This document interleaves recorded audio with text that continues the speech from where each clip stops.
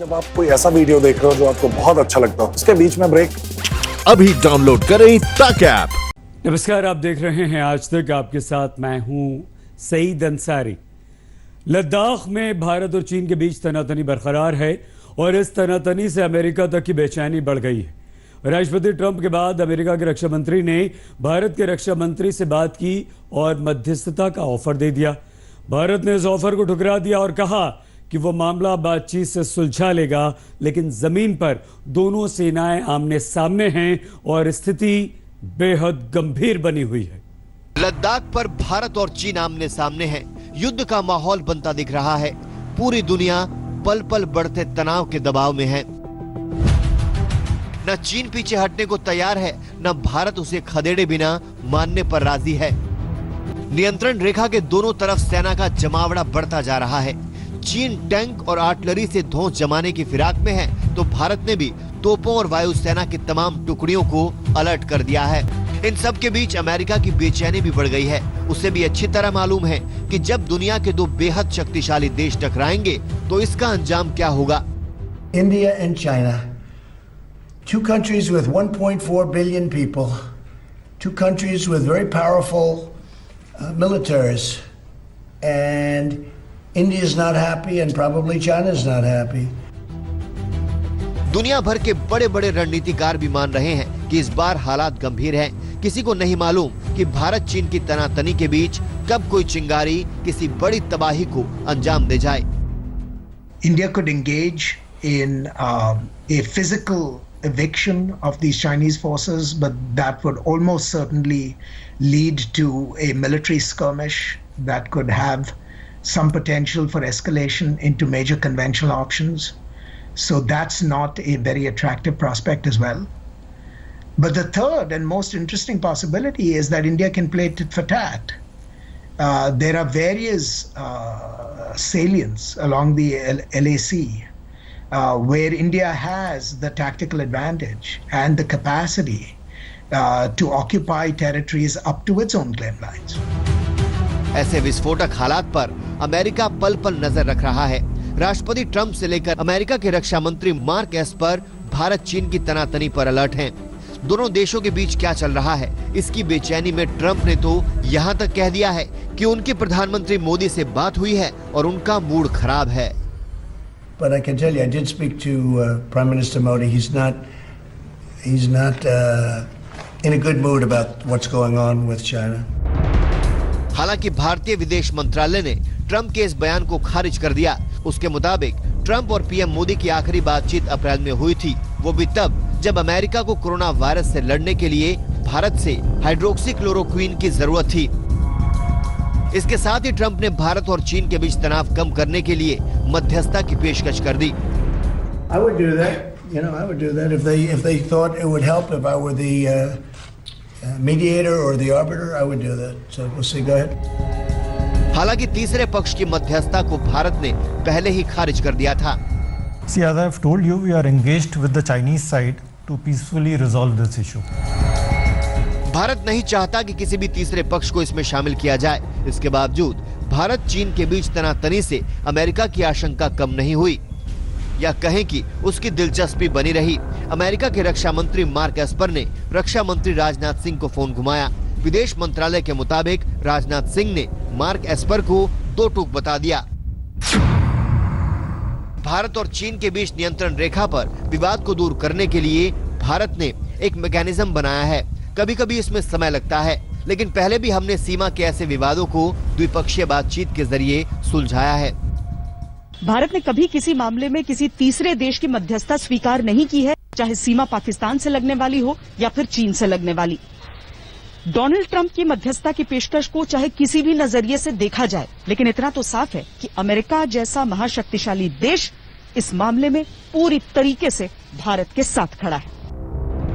वैसे मध्यस्थता की पेशकश तो चीन ने भी ठुकरा दी है, लेकिन पहले राष्ट्रपति ट्रंप का और फिर उनके रक्षा मंत्री का भारत के पक्ष में आकर बयान देना ये दिखाता है कि कूटनीति में भारत ने चीन को झटका दे दिया है।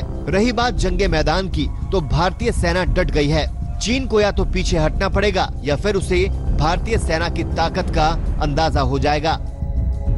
अभिषेक भल्ला और श्वेता सिंह के साथ गौरव सावंत, दिल्ली, आज तक। ऐसा नहीं है कि चीन ने कोई पहली बार ऐसी हरकत की। 1950 के दशक से ही चीन की विस्तारवादी नीति जारी है। चीन ने पहले तिब्बत पर कब्जा किया और फिर अक्साई चिन पर, लेकिन आज तक को ऐसे अहम दस्तावेज मिले हैं जो चीन को आईना दिखाते हैं। इन दस्तावेज में चीन जिन इलाकों पर अपना दावा करता है उन्हें बरसों पहले भारत का वो बता चुका है। नियंत्रण रेखा पर हरकत कर भारत के सब्र का इम्तिहान लेने वाले चीन को सेना सबक सिखाने के लिए तैयार है, लेकिन साम्राज्यवादी और विस्तारवादी चीन को आज तक आईना दिखाने वाला है। आज तक को ऐसे 3 बेहद अहम और पुख्ता दस्तावेज मिले हैं जिनसे चीन बेनकाब हो जाएगा। ये साफ हो जाएगा कि भारत चीन के बीच लद्दाख में पैदा तनाव की वजह चीन की बुरी नीयत है। और चीन का यह मानचित्र 1919 का अक्साई चिन को भारत का हिस्सा दिखाता है। हालांकि हम उस समय ब्रिटिश इंडिया थे, लेकिन वह भारत का हिस्सा है। चीन ये मान चुका है, लेकिन अब चीन अपनी चाल चल रहा है। चीन की इस चाल को बेनकाब करते ये 3 दस्तावेज हैं जो 1893, 1909 और 1919 के नक्शे हैं। इनमें से 2 नक्शे तो चीनियों ने ही दिए थे। इनमें चीन ने उन तमाम इलाकों को भारत का मान लिया था जिन पर अब वो अपना दावा कर रहा है। और ये 1919 को जाहिर करता है, चाइना से ही बना है और इसमें भी दिखाया गया है कि अक्साई चिन इलाका भारत का है। देखिए, चीन का मानचित्र, चीन में निर्मित मानचित्र जैसा ये बहुत क्लियरली दिखाता है, तिब्बत के उस इलाके को दिखाता है। और चीन का ये मानचित्र 1919 का अक्साई चिन को भारत का हिस्सा दिखाता है। हालांकि हम उस समय ब्रिटिश इंडिया थे, लेकिन वह भारत का हिस्सा है। 1947 में भारत को आजादी मिली। 1950 के दशक में चीन ने अक्साई चीन पर अवैध तरीके से कब्जा जमा लिया। 1960 में भारत चीन के बीच आधिकारिक बातचीत भी हुई थी। भारत ने 2 टूक बताया था कि अक्साई चीन हमेशा से ही भारत का रहा है, लेकिन चीन अपने ही दिए नक्शों से मुकर गया। 1950 के बाद अब 2020 में चीन गलवान घाटी में घुसपैठ की कोशिश कर रहा है, जहां 1962 में युद्ध हुआ था, लेकिन अब 2020 में चीन फिर से चाल चल रहा है। इस बार उसकी बुरी नजर गलवान घाटी पर है। जितनी भी हरकत हुई है अप्रैल और मई 2020 के इलाके के अंदर में, ये पूरी हरकतें हैं LAC, line of actual control में, जो एक टेम्पररी बात है। चाइना की तिब्बत में सबसे पहले हरकत तो 50s में हुई।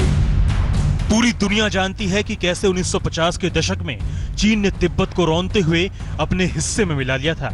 सबसे हैरानी की बात है कि उसकी भूख लगातार बढ़ती चली गई। सीमा निर्धारित न होने के बहाने वो भारत की जमीन को अपना बताता रहा। साल 2000 के बाद से उसने अचानक आक्रामक रुख दिखाना शुरू कर दिया। साल 2000 में पेंगोंग सो झील के पास चीन ने जबरदस्त हरकत की थी। 2013 में देपसांग में चीन से भारत की 13 दिनों तक तनातनी चली थी। अगले साल 2014 में चूमर में और 2 साल बाद पेंगोंग सो में फिर से चीन ने घुसपैठ की कोशिश की। उसे लगता है कि अगर भारत पीछे हट जाता है तो वो उस जमीन को अपने कब्जे में कर लेगा, और अगर भारत डट जाता है तो वो पीछे हट जाएगा। सोवरेनिटी और टेरिटोरियल इंटीग्रिटी एक बहुत पवित्र सब्जेक्ट है। उसके लिए भारत कभी पीछे नहीं हटेगा और इंडियन सिक्योरिटी फोर्सेस तैयार है, अलर्ट है, प्रिपेयर्ड है और किसी भी चुनौती को सामना करने के लिए तैयार है। यहाँ चीन की एक और चालबाजी समझिए। चीन बहाना बनाता है कि नियंत्रण रेखा तय नहीं और इलाकों को लेकर मतभेद है। इस पर भारत कहता है कि चीन जिन्हें अपना इलाका समझता है उसका नक्शा भारत को दे और भारत उसे अपनी समझ के इलाके वाले नक्शे देगा। लेकिन चालबाज चीन नक्शों की अदला बदली नहीं करता, क्योंकि अगर उसने ऐसा किया तो उसकी चोरी पकड़ी जाएगी। चीन की ऐसी चालबाजी का एक ही इलाज है। ये इलाज भारत कई बार कर चुका है। पिछली बार डोकलांग में भी उसने किया था। 2.5 महीने की तनातनी के दौरान भारत चट्टान की तरह चीन के आगे डटा रहा। आखिरकार चीन को पीछे हटना पड़ा। इस बार लद्दाख में भी भारत की रणनीति कुछ ऐसी ही है। भारत को अपनी ताकत दिखानी होगी, तभी चीन को समझ आएगा कि इस बार भी उसे पीछे हटना पड़ेगा। जब जब भारत ने शक्ति प्रदर्शन किया, तब तक चीन को पीछे हटना पड़ा। एक बात तो साफ है, ऐतिहासिक तौर पर भारत सही है, लेकिन जितना मजबूत भारत होगा उतना ही सशक्त भारत का पूरा रवैया रहेगा, भारत के तथ्य रहेंगे और उतना ही चीन भारत का सम्मान करेगा। शक्ति प्रदर्शन आवश्यक है। कैमरामैन कृपाल सिंह के साथ गौरव सावंत, दिल्ली आज तक। लद्दाख में चीन और भारत के तनातनी देश और दुनिया की चिंता बढ़ा रही है। वहीं स्थिति की गंभीरता का अंदाजा लद्दाख के लोगों की बातों से भी आप लगा सकते हैं। आज तक लगातार ग्राउंड जीरो से आप तक रिपोर्ट्स ला रहा है। ताज़ा रिपोर्ट ये बताती है कि लोगों में युद्ध की आशंका है, लेकिन चीन से निपटने का उनका हौसला बुलंद है। भारत चीन के बीच लद्दाख के ऊपरी इलाकों में तनाव बढ़ता जा रहा है। लेह से फॉरवर्ड इलाकों के लिए सेना के जवानों का काफिला लगातार गुजर रहा है। इस इलाके के लोगों ने दशकों बाद सेना की ऐसी हलचल देखी है, लेकिन उन्हें ये खबर भी है कि चीन ने उस गलवान घाटी में घुसपैठ की नापाक हरकत की है, जो भारत का और उनके लद्दाख का इलाका है। लिहाजा अगर जंग की नौबत आई तो वो भारतीय सेना के साथ चीन को मुंह तोड़ जवाब देने से पीछे नहीं हटेंगे।